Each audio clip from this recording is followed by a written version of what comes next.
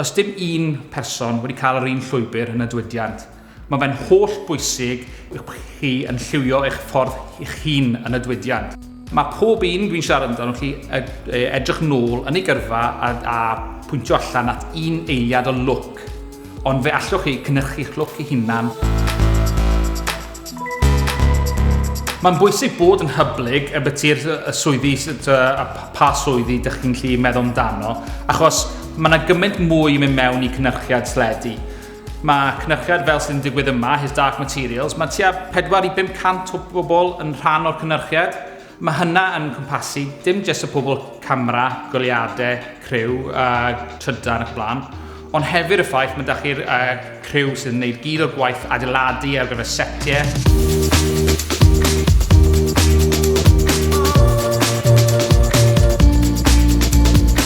Ydych chi'n gwylio pethau, cymwch gip ar yr enwau sy'n dod fyny, allwch chi'n edrych ar pwy gysylltu gyda. Mae'r credits ar gwylod y ffilm, cymwch gip ar yr pobl sy'n yn yr adran dy chi sy'n gweithio yno. Mae pobl yn hynod agored i rhoi cymorth. Y problem yw falle, yw dod sy'n bobl sy'n amser gyda nhw. Mae rhai pobl falle sydd yn gweithio yn yr adran criw yn falle mwy agored i gysylltiadau, falle gewch chi ddim ymateb ar Twitter gan actor, ond falle rhywun sy'n gweithio yn adran camera, falle yn bach mwy agored i rhoi cymorth.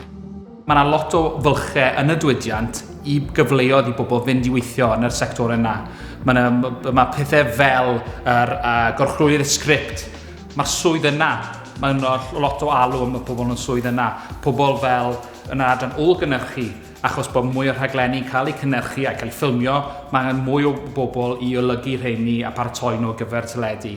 Fe fyddwch chi byth yn mynd mewn yn syth i'r top. Gweithio lan o'r gwaelod fe fyddwch chi, ond eto mae hwnna'n gyfle i chi cael a dysgu profiad a magu eich gyrfa trwy hynny.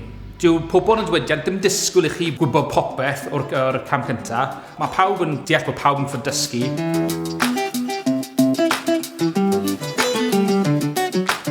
Gwerwch y cyfle dydy yma i wneud a dysgu trwy wneud, cael y profiad o wneud pethau, cael cyfrif Instagram, neu bod da chi fel showreel, mwyn bod da chi rhywbeth i rannu wedyn pam da chi yn cael y cyfle i siarad ar rhywun.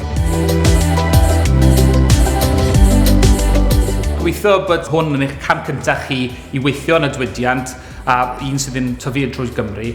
A gobeithio bod chi'n cael y cyfle bod ni'n dod o draws chi yn y dyfodol eto.